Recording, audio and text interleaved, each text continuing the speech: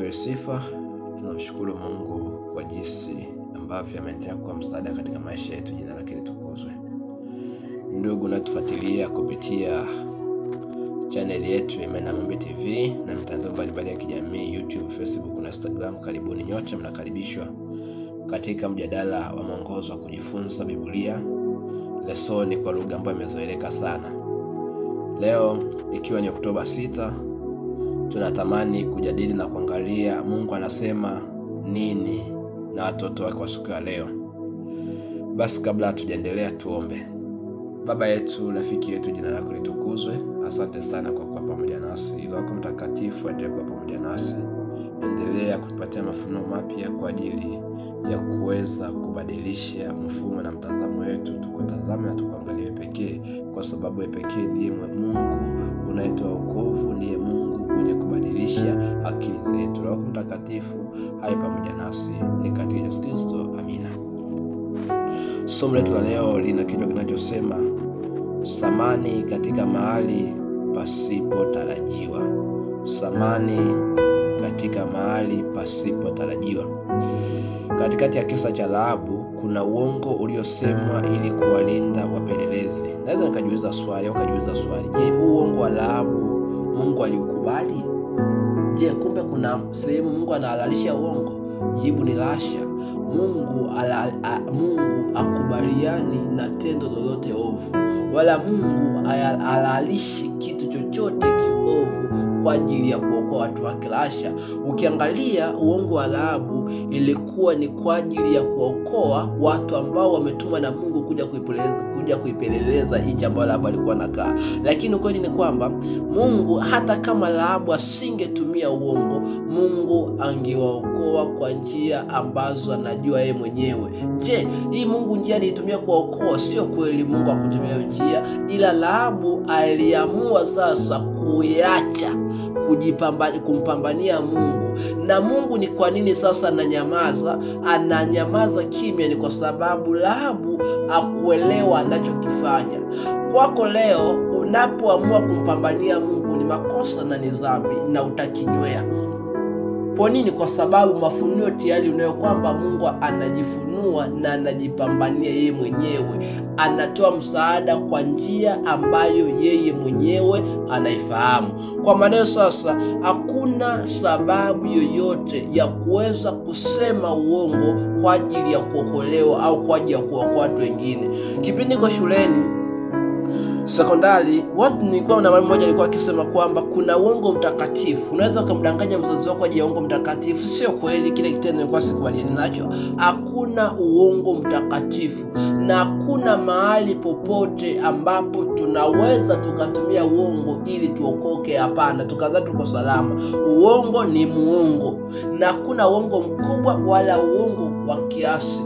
Wote ni uongo na wote utaletwa hukumuni. Nikusi jambo moja na kupendekeza jambo moja. Hebu tamani kumtafuta Mungu katika maeneo yale ambapo unaona hapawezekani. Tafuta Mungu panawezekana. Katika Ibrania sura 11 fungu la 31 anasema,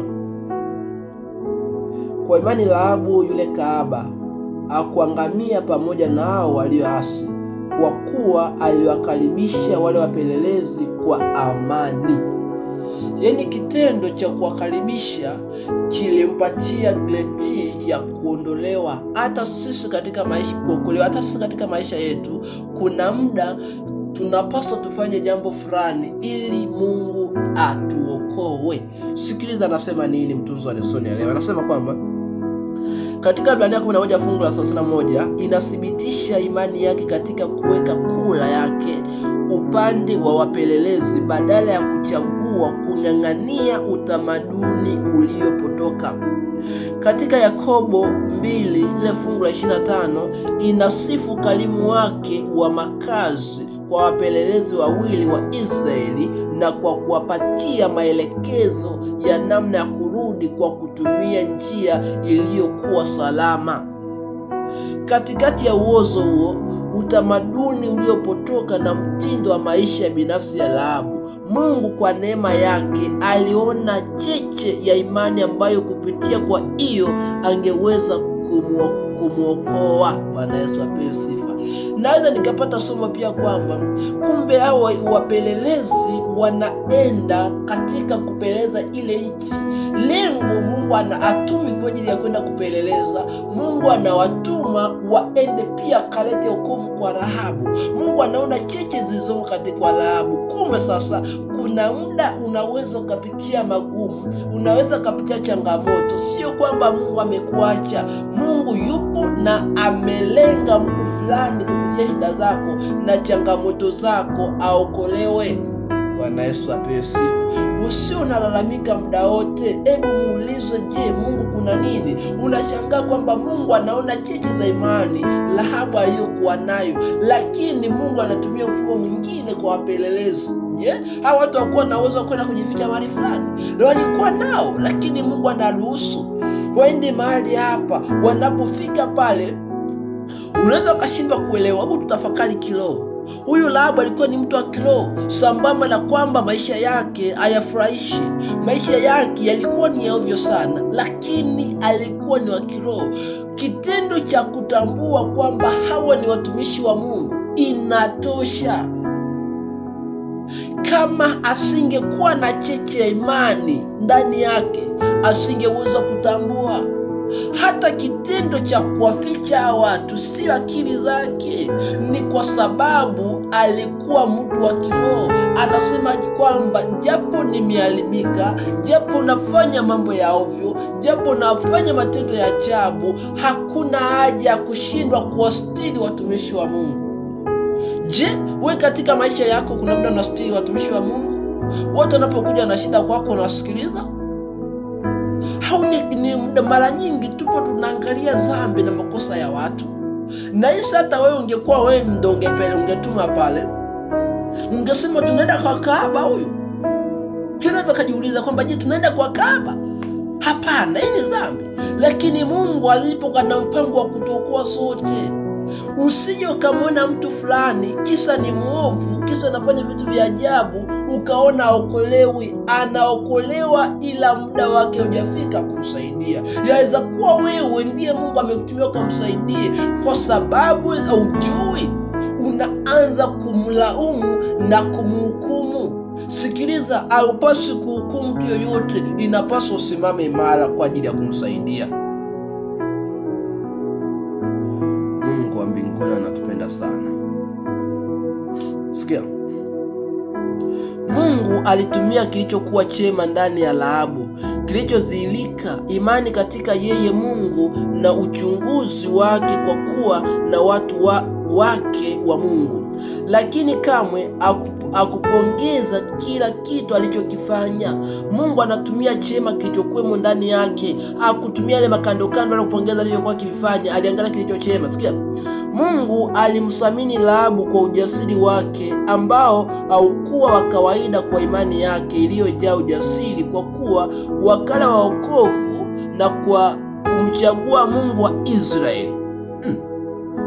Baada ya kuona kilichokuwa kikitokea, alisema, kwa kuwa Bwana Mungu wenu, yeye ndiye Mungu katika mbingu juu na katika nchi.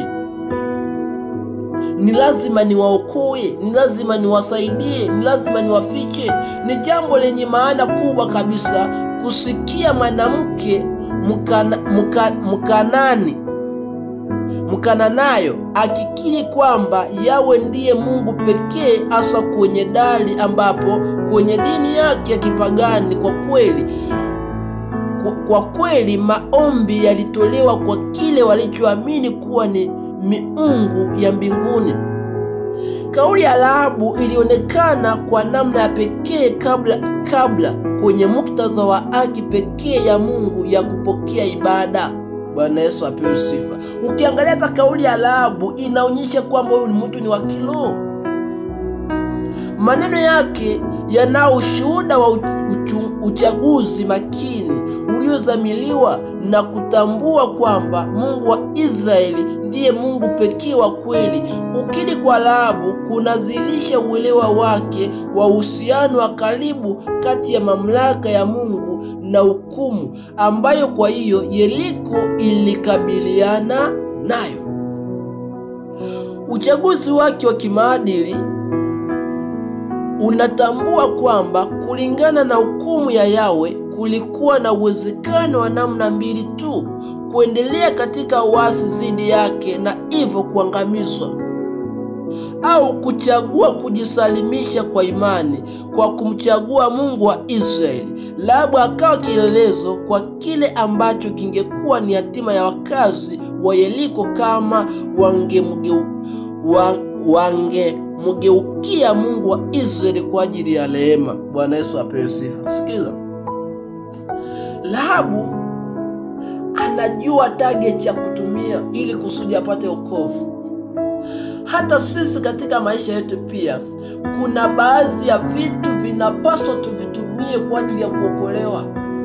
Tusije kila kitu tukawa tunakipokea kwa mtazamo negative, bali tujaribu kuona na kutafakari vitu katika mtazamo positive. Rahabu anapoona fursa imefika kwake, hakutaka kuiacha. Ndio maana anafanya juhudi na jitihada. Kumbe kuna muda ili uokolewe, kuna juhudi na jitihada ni lazima zifanyike kabisa. Tusije tukasahau, kuna juhudi na jitihada lazima tufanyike ili tuokolewe. Hauwezi ukaokolewa wakati unaona wenzako unakaa bila kuambia habari njema. Huwezi ukaokolewa wakati unafanya kazi ya Mungu. Ni lazima kuna sehemu tufanye kwa ajili ya wokovu wetu. Ni lazima kuna sehemu tufanye kwa ajili ya kuambia watu wengine habari njema. Ndio maana unaona Rahabu, ili kusudi apokee wokovu, alifanya sehemu yake na mstahili na kumwachia Mungu sehemu yake. Bwana Yesu apewe sifa. Mkabidhi Mungu maisha yako. Natamani kuwa kama Rahabu. Tuombe. Baba mbinguni, jina lako litukuzwe. Umetuonyesha kielelezo cha huyu mama kahaba, jinsi alivyookolewa. Aliamua kukukiri wewe tu na ukamkiri pia ukamwokoa. Hata na sisi tunaomba tuokoe. Ni katika Yesu Kristo, amina. Mungu wa mbinguni abariki sana.